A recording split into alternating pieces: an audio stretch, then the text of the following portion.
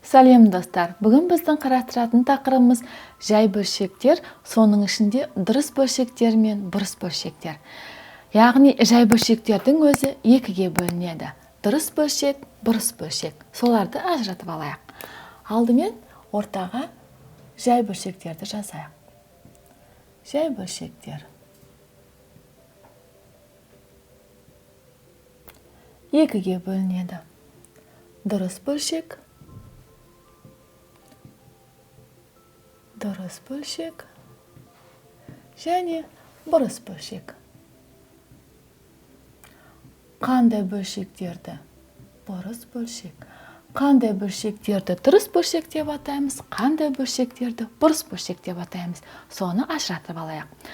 Барлық бөлшектерді әріппен белгілейтін болсақ, алымын А, бөлімін Б деп жазатын болсақ, оқимыз Б-дан А бөлшегі.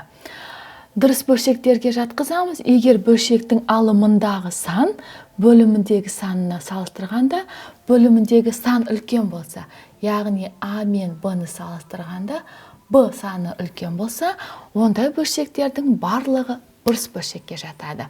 Ал енді керісінше, алымы мен бөлімін салыстырғанда, алымындағы сан бөлімдегі саннан үлкен болатын болса, ондай бөлшектердің барлығын бұрыс бөлшекке жатқызамыз.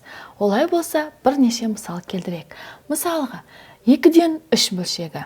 2-ден 3, яғни бөлімі 2, алымы 3. Сондықтан ол бізде бұрыс бөлшек. 2-ден 3. Келесі, 4-ден 1.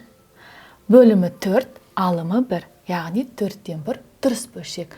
4 пен 1-ді салыстырған кезде, 1 бөлімдегі 4-тен кіші болғандықтан дұрыс бөлшек. Келесі, 8-ден 7. Яғни бөлімінде 8, алымында 7. Яғни 8-ден 7 бөлшегі де дұрыс бөлшек.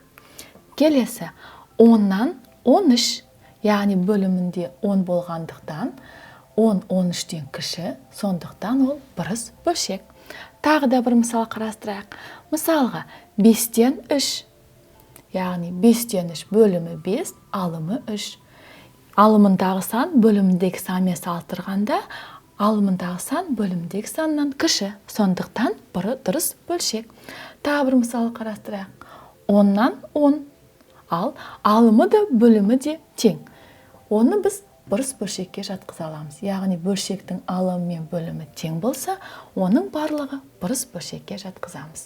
Яғни 10-нан 10 да бұрыс бөлшекке тең. Сонымен дұрыс бөлшек дегеніміз алым мен бөлімін салыстырғанда бөліміндегі сан үлкен болса, ондай бөлшектердің барлығы дұрыс бөлшекке жатады. Ал бұрыс бөлшекке алымы мен бөлімін салыстырған кезде алымындағы сан бөлімдегі санмен салыстырғанда үлкен, немесе алым мен бөлімі тең бөлшектердің барлығы бұрыс бөлшекке жатқызамыз деген сөз. Ал енді координаталық түзуді еске түсірейікші. Координаталық сәуледе мысалға 1 және 2 болсын.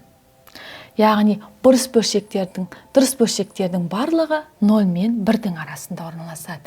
Мысалға 4-тен 1 бөлшегін салатын болсақ, осы бөлшекті теңдей 4 бөлікке бөлеміз осы аралықты. Себебі оның бөлімі 4, алыммен салыстырғанда 4 үлкен, арасын теңдей 4 бөлікке бөлеміз, соның 1 бөлігін қарастырамыз. Яғни 4-тен 1 саны 0 мен 1-дің арасында. Кез келген дұрыс бөлшектің барлығы 0 мен 1-дің арасында. Ал бұрыс бөлшектер әрқашанда 1-ден немесе 1-дің бойында, немесе 1-ден үлкен сандардың арасында орналасады. Мысалға, 2-ден 3 бөлшегін қарастыратын болсақ, бұл жерде барлық аралықты, яғни барлық бөлікті 2 бөлікке бөлуіміз керек. Мұнда 2 бөлік, 1 бөлік, 2 бөлік. Бірақ алымы 3 бөлік болғандықтан 1 бөлік, 2 бөлік, 3-ші бөлік. Яғни ол сан мына жерде орналасады. 2-ден 3. Сонымен бұрыс бөлшектердің барлығы координаталық сәуледе 1-ден бастап үлкен сандардың арасында орналасады. Ал дұрыс бөлшектің барлығы 0 мен 1-дің ғана арасында. Біз сіздермен қарастырдық дұрыс бөлшек пен бұрыс бөлшекті. Келесі сабақта осы тақырыпқа есептер шығаратын боламыз. Ал әзірше сау болыңдар.